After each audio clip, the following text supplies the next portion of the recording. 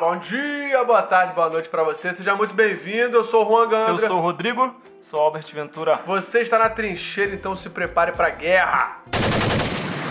Vamos lá, pessoal. Faz tempo que a gente não grava um quadro desse aqui, hein? Ressuscitou das cinzas aí com cheiro de mofo.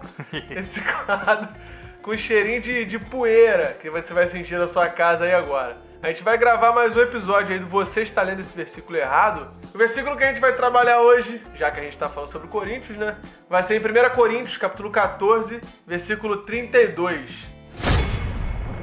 Tá escrito assim, na versão NVI. O espírito do profeta está sujeito ao profeta. Começando pelo que as pessoas entendem, né, desse versículo. Algumas pessoas. Algumas pessoas, né, generalizei.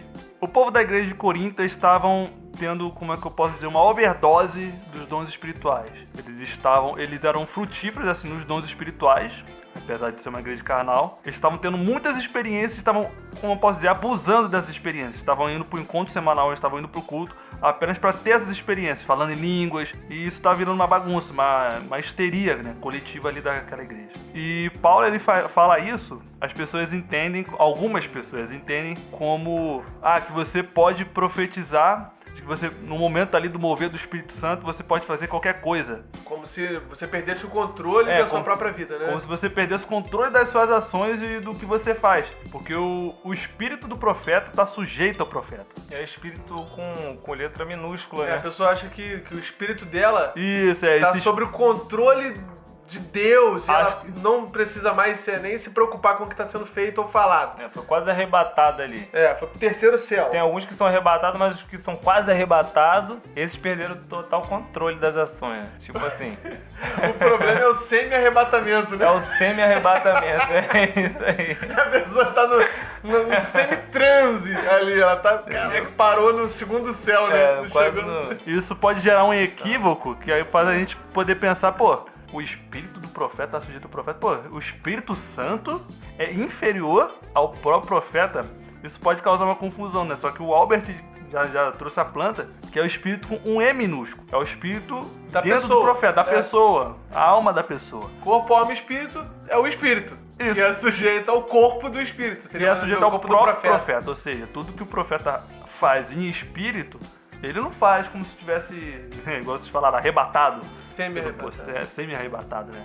Com a mente lá no céu, mas o corpo tá querendo. Não, ele se torna ainda responsável por tudo que ele faz, por tudo que ele age. E quando a gente está possesso pelo Espírito, não é desculpa ou justificativa para entrar numa histeria desordenada.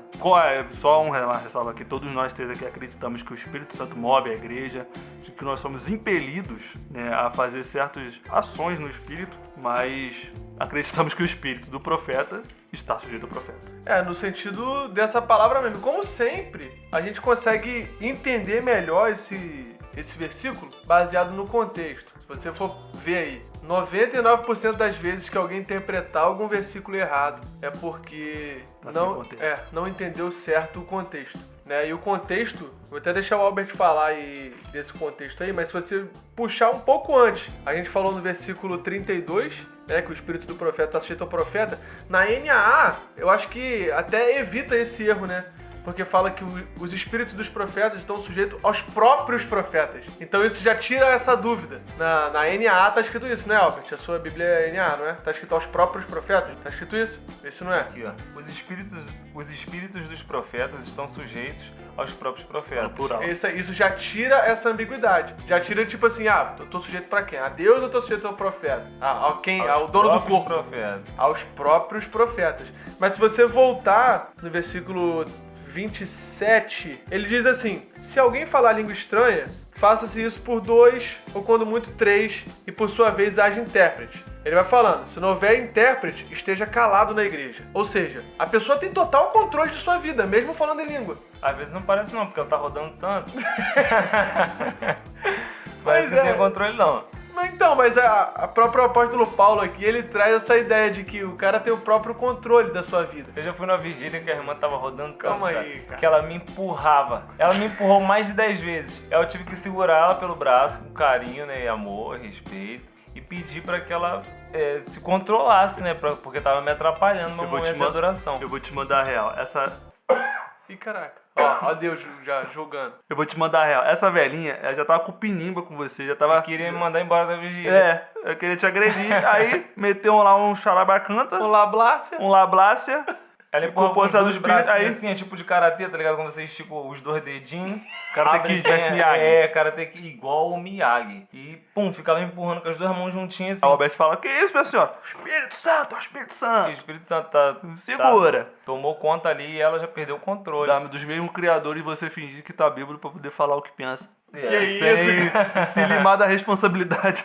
Tem isso, né? A pessoa bota a culpa em Deus aí como se ela tivesse perdido o controle. Na verdade, isso é só uma ignorância, né? A pessoa não sabe, tá fazendo uma parada que não tem nem noção. Sim, o Padre usou essa expressão de overdose de dons espirituais, achei muito bom, porque realmente, e não era só, eu tô colocando aqui a mulher que tava falando em línguas dentro de uma vigília, só que na igreja de Corinto, uma das primeiras igrejas, a gente vê que o pessoal falava muito em línguas e não dava prioridade à palavra. Paulo pede para que seja respeitada a profecia. E num outro podcast a gente falou que a profecia aqui que Paulo está tratando é da palavra do Evangelho. O dom de profetizar, no sentido de falar a palavra de Deus mesmo, de pregar a palavra de Deus. Mas ele tinha línguas, o pessoal tinha um excesso ou, sei lá, um apreço exagerado por visão, revelação. Né? Lá em Colosso, por exemplo, tinha uma galera que via anjo o tempo todo. Aí fala, não, se vier um anjo pregando outro evangelho para vocês, não acreditem. Quer dizer, o anjo é uma figura comum. Inclusive, Paulo fala também, Pedro, na verdade, fala que os anjos anelam conhecer as coisas que os cristãos conhecem.